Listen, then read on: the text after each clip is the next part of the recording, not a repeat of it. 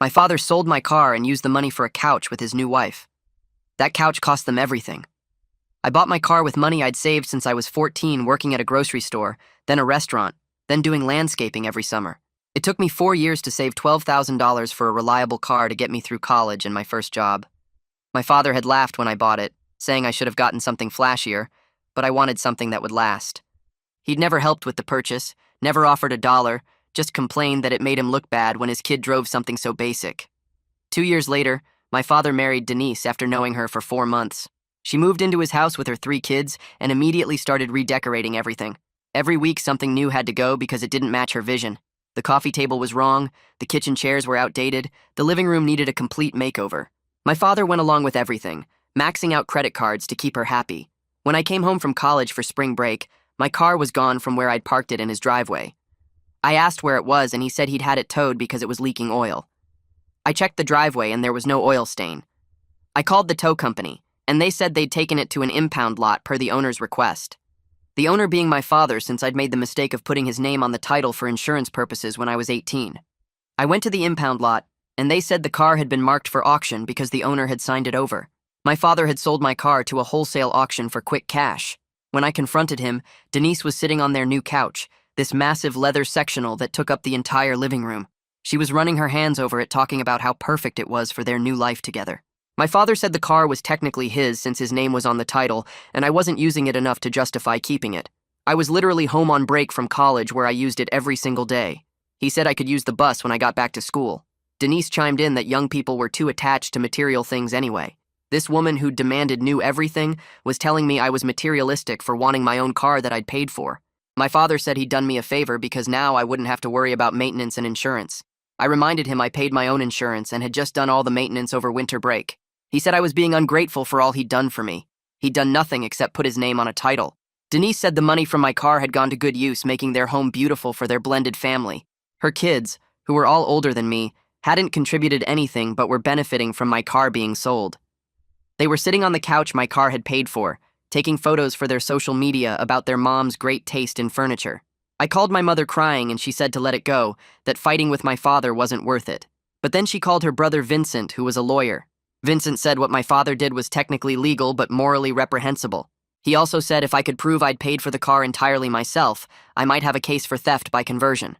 I had every receipt, every bank statement showing my deposits from my jobs, everything proving I'd bought that car myself. Vincent sent my father a letter saying we were prepared to take legal action. My father called, screaming that I was tearing apart his new family over a stupid car. Denise got on the phone saying I was a spoiled brat trying to ruin their happiness. Vincent told me to document everything they said. Then something amazing happened. The auction house called me because they'd found my college parking permit and some mail with my name in the glove compartment. They wanted to verify the sale was legitimate. I explained the situation, and they said the car hadn't sold yet. It was going up the next week. They couldn't stop the sale, but they told me when and where it would be. I couldn't afford to buy my own car back, but Vincent had an idea. He reached out to Denise's ex-husband Carl, who was still bitter about the divorce. Carl was wealthy, owned a chain of restaurants, and hated that Denise had left him for my father, who had no money. Vincent told Carl about the couch situation, and Carl thought it was hilarious that my father had to sell his kid's car to afford furniture. Carl showed up at the auction and bought my car for $15,000, $3,000 more than it was worth, just to drive up the price. Then he called me and said I could have it back for exactly what I'd originally paid for it, $12,000. But I didn't have $12,000 anymore. Carl said I could work it off at his restaurants over the summer and take the car now. The best part was Carl knew Denise would recognize the car. He made sure to drive it past my father's house a few times before giving it to me. Denise saw it and demanded to know why Carl had my car. When she found out he'd bought it to give back to me, she lost it. She started screaming the second she saw Carl pull up in front of their house with my car. I wasn't there, but my father called me that night, and I could hear her in the background still yelling about it. He sounded tired when he asked me to return the car to keep the peace. I told him no. He said I was tearing apart his marriage over something that was technically his anyway. I reminded him the car was never his, he just had his name on a piece of paper and I'd paid for every cent of it myself. He said Denise was having a breakdown over this, and I needed to be the bigger person. I asked him why I had to be the bigger person when he was the one who sold my car without asking. He hung up on me. The next morning, I was making coffee in my apartment when someone knocked on my door. I opened it and my father was standing there with Denise right behind him. I hadn't given them my address, but my father must have gotten it from the college somehow. Denise pushed past him before I could say anything and walked right into my living room looking around like she was inspecting it. My father followed her in, and I just stood there holding the door open, wondering if I should call someone. Denise started talking about how disrespectful I was being to their new family. She said they'd worked hard to build something beautiful together, and I was trying to destroy it out of spite. My father nodded along with everything she said like he'd practiced this with her in the car. She actually told me I should be grateful they used my car money for something that benefits everyone instead of just me. I asked her how a couch in their house benefits me when I live 2 hours away at college. She said family is about sacrifice and sharing resources. I pointed out that her 3 kids, who are all older than me, didn't sacrifice anything. My father said this wasn't about them. Denise kept going about how the couch represented their commitment to blending their families and creating a welcoming space. I told her she could have created a welcoming space without stealing my car. She said I was being dramatic and that young people don't understand the value of investing in a home. This woman, who'd known my father for less than a year, was lecturing me about family values.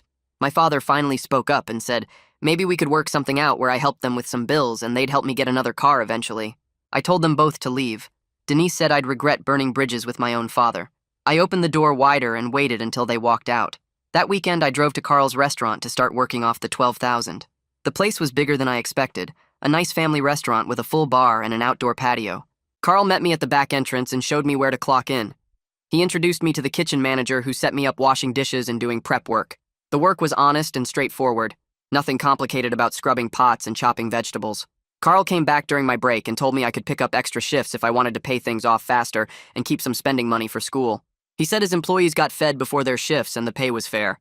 I worked 8 hours that day and my hands were raw by the end, but it felt good to be earning my car back properly. 2 weeks later, my father called while I was studying for finals. He sounded stressed right from the start, talking fast about their credit card payments killing them. He asked if I had any money I could loan them to help get through the month. I reminded him he'd literally just sold my car and spent the money on furniture. He got defensive immediately, saying that was different because Denise needed it for her mental health and their home environment. I asked him how buying a couch was a mental health treatment. He said I wouldn't understand because I'd never been married or had to blend a family. I told him I understood that he'd stolen from his own kid to buy something he couldn't afford. He said he wasn't asking for much, just enough to cover one payment so they didn't get hit with late fees. I told him no, and he called me selfish before hanging up. A few days later, I started seeing posts from Denise's oldest daughter on social media. She was tagging me in stuff about how some people can't let their parents be happy. Her siblings jumped in, agreeing with her in the comments. The middle one posted a photo of that stupid couch with a caption about family investments and how some people don't understand sacrifice. The post got dozens of comments from people who had no idea what actually happened. They were all talking about how beautiful the couch looked and how lucky Denise was to have such a supportive family. I wanted to comment and tell them the real story, but I knew that would just make things worse. One of Denise's kids shared another post about ungrateful children who think the world revolves around them. I got tagged in that one too. My roommate saw it and asked what was going on. I explained the whole situation and he said I should just block them all. I thought about it, but I wanted to see what they'd post next. Uncle Vincent called me a few days later. He said I could potentially sue for the difference between what my father got for the car at auction and its actual value. He also mentioned emotional distress as another angle. I thought about it for almost a week. The idea of dragging this out in court for years made me tired just thinking about it. I called him back and said I didn't want to do it. I told him I just wanted to move forward with my life and let my father deal with the mess he'd created. Vincent said he understood, but the option was always there if I changed my mind. My father tried a different approach about a month into my restaurant job. He called and said he was sorry about how things went down. He wanted to make it right by helping me with next semester's textbooks. I waited for the catch because I knew it was coming. He said he'd need me to tell Denise's kids to stop harassing me online first. I asked him why my forgiveness was conditional on making his life easier with his new family. He said it wasn't like that. He just thought if we could all move past this, then everyone would benefit. I told him I wasn't telling Denise's kids to do anything, and I didn't need his help with textbooks. He said I was being stubborn, and that families should be able to forgive each other. I reminded him that families shouldn't steal from each other in the first place. He got quiet for a minute, and then said he'd call me later. He didn't call back for 3 weeks. During a slow shift at the restaurant, Carl came over and leaned against the counter near the dish station. He asked how I was doing with everything, and I said I was managing. He started talking about his marriage to Denise and how she always needed the next new thing to feel happy. He said it started small with clothes and decorations, but then it was always something bigger. A new car, a kitchen remodel, a vacation they couldn't afford. He said watching my father make the same mistakes was like seeing a car crash in slow motion. He told me he bought my car back partly because he knows exactly how Denise operates and wanted to throw a wrench in her plans. He said she'd bleed my father dry within a year and then move on to someone else who could give her what she wanted. I asked him if he thought my father would figure it out. Carl laughed and said some people have to learn things the hard way. My mother called me one night while I was walking back to my apartment from the library. She said she needed to tell me something about my father. She sounded nervous, which wasn't like her. She told me he did similar stuff during their marriage, taking money from her savings for his own purchases without asking. She said once he used $3,000 she'd been saving for a new roof to buy a motorcycle he sold 6 months later. She said she should have warned me when I put his name on the title, but she'd hoped he'd changed. She didn't want to badmouth him to me because she thought parents shouldn't do that. I told her I wished she'd said something earlier. She said she knew that now, but at the time she really believed people could change. I was working a dinner shift the next week when I saw my father and Denise walk in. They got seated at a table in the back corner. I was in the kitchen so they didn't see me, but I could watch them through the window. Denise kept gesturing dramatically with her hands, and my father just sat there looking exhausted. She was talking fast and loud enough that I could hear her voice, even though I couldn't make out the words. At one point she got up and stormed out of the restaurant. My father sat there staring at his plate for at least 10 minutes. Finally, he left money on the table and walked out after her. The server who'd been taking care of their table came back to the kitchen and said they'd barely touched their food. She said the woman had been complaining about everything from the temperature to the music to the wait time, even though they'd only been there 20 minutes. Carl started giving me more responsibility around the 3rd week of working at the restaurant. He pulled me out of the dish pit during a slow Tuesday lunch shift and told me to shadow one of the servers for the rest of the day. The server was this woman named Rita, who'd been working there for 6 years and knew every regular customer by name. She showed me how to balance plates up my arm, how to read a table to know when they needed refills without hovering, and how to deal with difficult customers without losing my cool. By the end of the shift, she told Carl I was a natural, and he moved me to the floor permanently. The tips were way better than dishwashing wages. I started making an extra $100 or $150 a shift on busy nights, which meant I was paying down my car debt faster than I'd expected. Carl kept track of my payments in a little notebook he carried in his shirt pocket, and every week when I handed him cash, he'd write down the amount and tell me my new balance. By mid-June, I'd already paid off almost $4,000 and was feeling like I might actually get ahead of this whole situation. One night after closing, I was wiping down tables when I got a message on Instagram from someone I didn't recognize at first. The profile picture was blurry, and the username was just a bunch of random letters and numbers. I almost deleted it thinking it was spam, but then I saw the message preview mention my father's name. I opened it and saw it was from Denise's middle daughter, the one who'd posted that photo of the couch calling it a family investment. Her message was long and typed like she'd been thinking about it for a while. She said she was sorry for the social media posts and that her mom had basically made her and her siblings post that stuff to show they were a united family. She said things at home were getting really tense because money was tight, and her mom kept buying things they couldn't afford while my father stressed about credit card bills. She said she was starting to realize her mom had a problem with spending and that maybe selling my car had been wrong. I didn't know how to respond, so I just left it on read for a few days while I thought about it. Eventually, I sent back a short message saying I appreciated the apology and that I hoped things got better for her. She replied immediately asking if we could maybe get coffee sometime since we were close in age and she didn't really have anyone to talk to about the whole situation. I told her maybe after things calmed down, which was my polite way of saying probably never. The first week of July, I was working a dinner shift when my phone started buzzing in my locker. We weren't supposed to check phones during shifts, but it kept going off, so I asked Rita to cover my tables for a minute and went back to the break room. I had 7 missed calls from my father and 3 voicemails. The first voicemail was him saying he needed to talk to me as soon as possible. The second one, his voice sounded weird and shaky. The third one, he was crying. I'd never heard my father cry before. Not when his own father died. Not during the divorce from my mother. Never. I called him back and he answered on the first ring. He told me he'd lost his job that morning. His boss had called him into the office and said his performance had been slipping for months and they were letting him go. My father said he'd been distracted at work because of everything with Denise and the money problems, and now he didn't know what he was going to do. He said unemployment wouldn't cover half their bills and Denise was freaking out about losing their lifestyle. He kept saying everything was falling apart and asking what he should do, like I was supposed to have answers for the mess he'd created. For the first time since this whole thing started, he actually sounded like he regretted what he'd done to me. He didn't say it directly, but I could hear it in his voice. This desperate sadness that made him sound smaller somehow. I told him I had to get back to work, and that he should probably start looking for a new job immediately. He said he would and thanked me for answering, which weird because my father never thanked me for anything. 2 days later, my phone exploded with notifications while I was sleeping in after a late shift. I grabbed it thinking something terrible had happened and saw I'd been tagged in a Facebook post by Denise. The post was this long rant about how I'd destroyed their family by being selfish and ungrateful. She wrote that my father had lost his job because of the stress I'd caused by taking legal action over a car that wasn't even legally mine. She said I was a spoiled brat who couldn't stand to see my father happy with someone new, and that I'd rather tear apart their blended family than let go of material possessions. She tagged a bunch of family members, including some of my cousins and aunts on my father's side, plus several of his friends from work and their old neighborhood. The post already had dozens of comments from people I barely knew, saying things like, they always knew I was trouble, or asking what kind of kid sues their own father. A few people defended me, saying they didn't know the whole story, but most of the comments were brutal. I took screenshots of everything and sent them to my mother and Uncle Vincent. My mother called immediately, saying this was out of control and asking if I was okay. Uncle Vincent called 10 minutes later and told me not to respond to anything and not to delete the screenshots. Uncle Vincent sent Denise a cease and desist letter that same day. He told me later he'd had his assistant draft it and get it sent by certified mail within 3 hours of me forwarding him the screenshots. The letter said Denise had committed defamation by making false public statements that damaged my reputation, and that if she didn't remove the post and issue a public apology within 24 hours, he would file a lawsuit on my behalf. He also sent a copy to my father with a note saying he was disappointed that my father had allowed his wife to publicly attack his own son.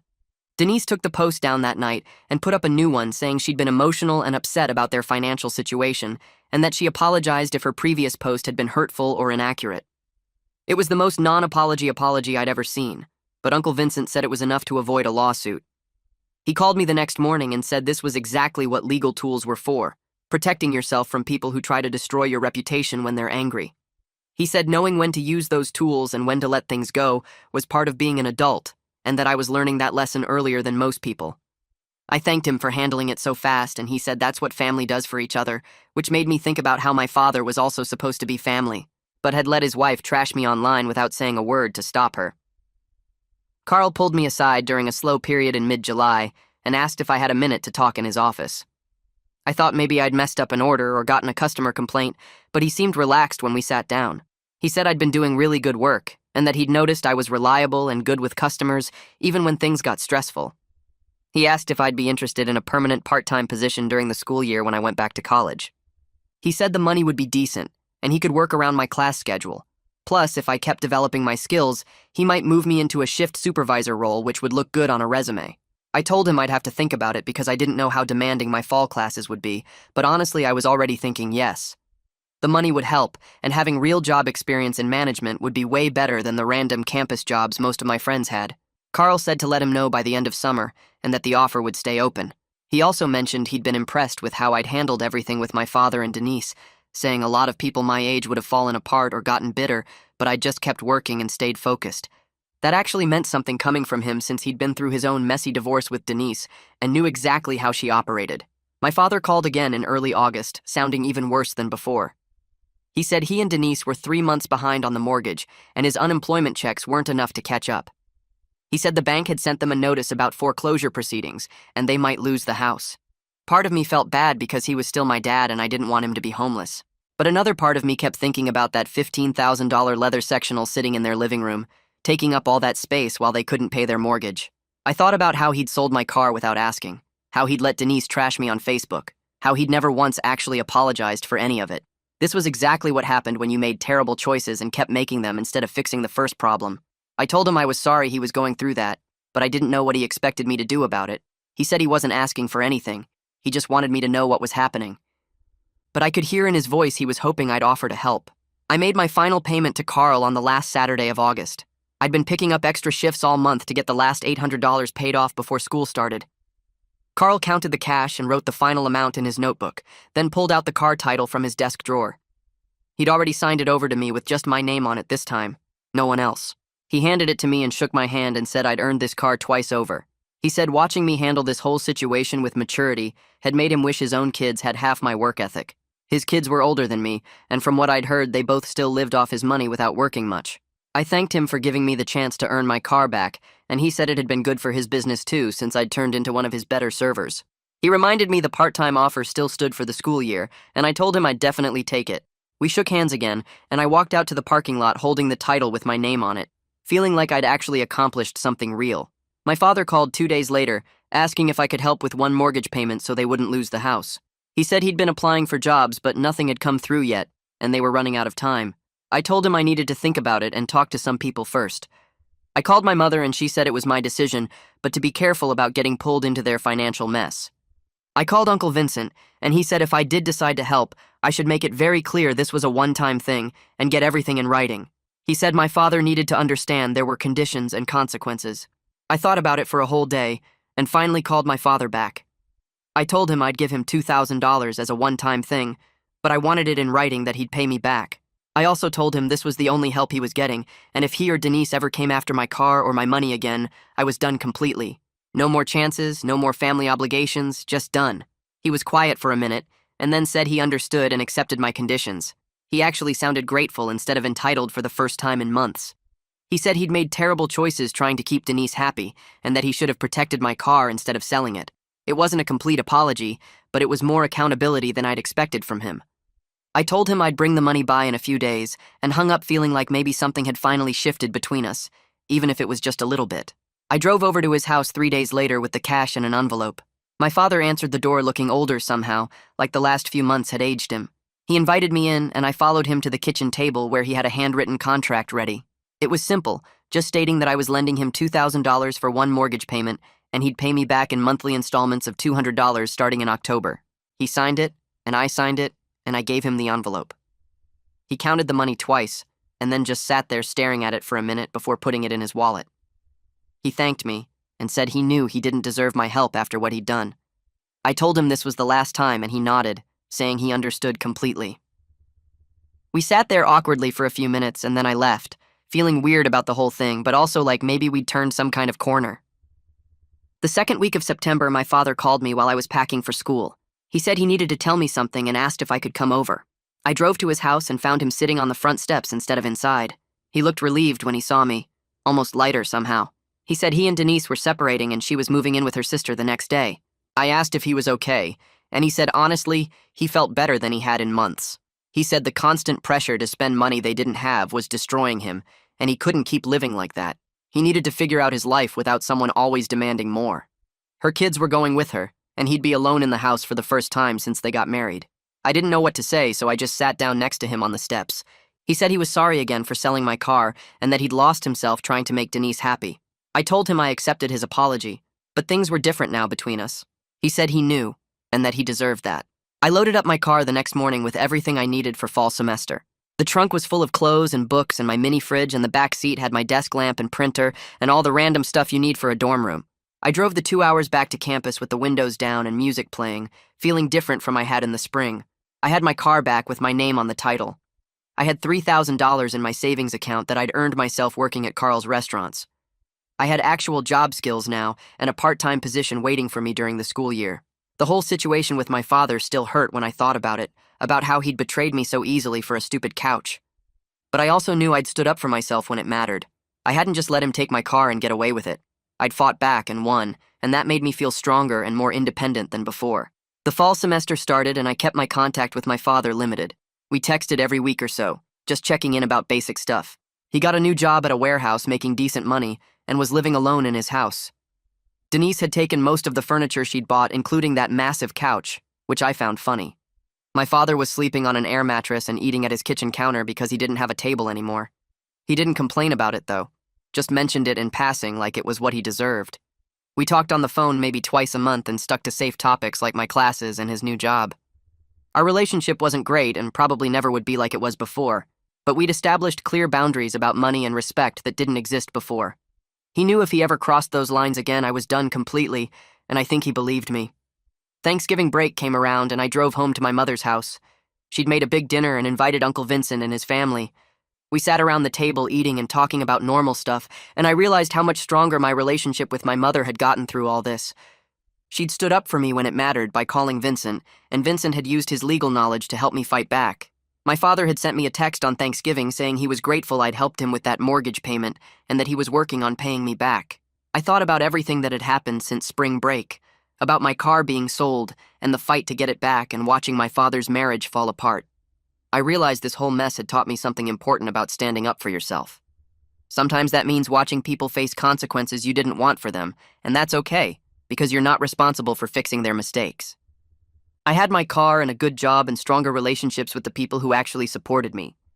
My relationship with my father was complicated now, but it was honest, and that was better than the fake peace we'd had before where he could take advantage of me and I'd just accept it.